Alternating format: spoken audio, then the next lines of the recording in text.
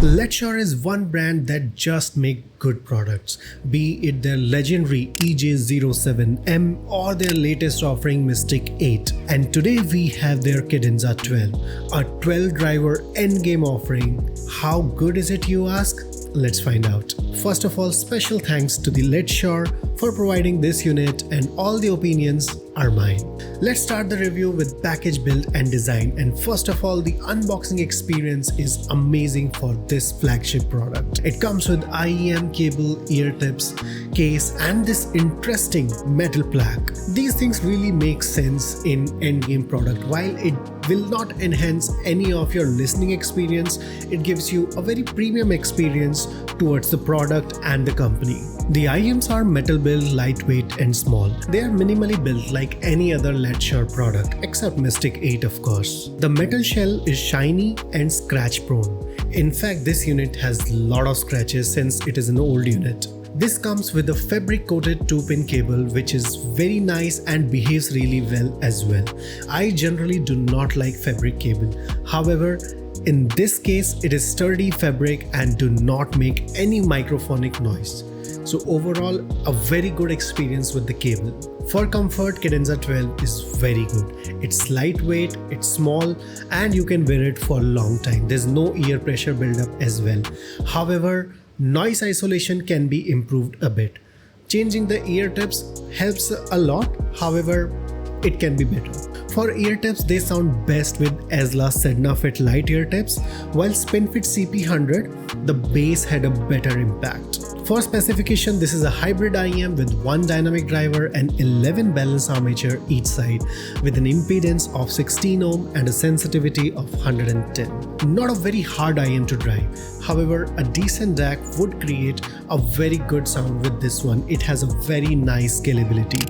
I generally used it with iBasso DCL8 and both pair really well. Let's check out the most exciting part of this IEM, the sound. Letshuoer Cadenza 12 are tuned in a warm, neutral fashion with no emphasis on any single frequency as such. Let's talk about it in detail, starting with the bass. Bass on Cadenza 12 is clean, controlled and nuanced. It is not emphasized on any one frequencies. However, it is not a very big bass, just enough to support any kind of music. It has a very good extension and sub-bass rumble is there. Yet again, it's a thin bass. It is focused a lot on neutrality. However, the speed of this bass is very nice. If you listen to a lot of hip hop or you're a bass head, it will not suffice you. However, at the same time, this focuses a lot in providing you the cleanest representation of the bass. For mids, this is a star IEM. Perfect lower mid-weight, excellent separation and layering, and fantastic vocal representation. It's a very natural sounding mids, no emphasis on anything, as balanced as it should. Very natural timbre production and it shines really well in those string instruments. Listen to Linda Paloma by Jackson Browne and this IEM does wonders. Vocals and all the instruments are as clean and clear as they can get, and everything is layered perfectly. Treble is well extended, airy and detailed. It has no sibilance or harshness. One thing I felt is in some instrument it lacks that attacking power in the treble region. A little more powerful attack would have provided a more finesse to the signature. However, overall, excellent treble take again. If you listen to something like Linkin Park, a tad bit crunch is needed for a complete treble presentation. Now let's discuss the strongest part of this IEM, Technicalities. From resolution to soundstage to dynamic range, it impresses. Resolution especially impresses on this one. Detail retrieval and texture both are fantastic.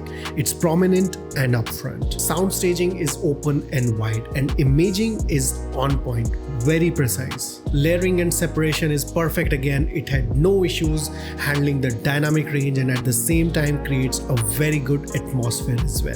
So overall, excellent technical capabilities by Cadenza 12. Let's compare this with the competition. Let's compare this with 64 Audio U12T, Iceless Spectrumica and Nostalgia Audio Camelot. Let's put in 64 Audio Velour as well. Out of the four, I would simply say Letshuoer Cadenza 12 is the cleanest representation in these IEMs.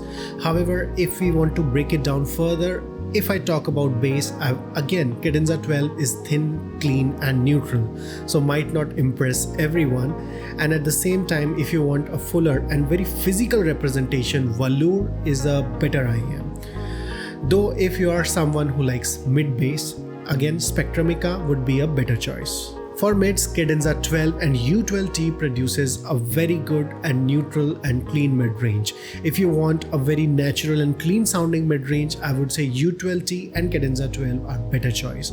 I would personally lean towards Cadenza 12. However, if you want a little bit of weight and musicality to it, Nostalgia Audio Camelot would be the right choice. For treble, I would say all these IEM produce a very good treble presentation. However, Cadenza 12 and Spectrumica boast the cleanest and the best treble presentation out of all. However, if you have to pick just one, I would say most fun and balanced would be Spectrumica. If you want something completely clinical and accurate sounding, U12T would be a right choice. If you want something warm, neutral and very natural IEM, Cadenza 12 is the perfect choice. In conclusion, I would say Letshuoer outdone themselves with Cadenza 12 by producing one of the cleanest sound signature in an IEM. It is a perfectly done warm neutral IEM. I would give this IEM a solid 4.5 stars. A little bit of refinement in the treble would have made it an easy 5 for me.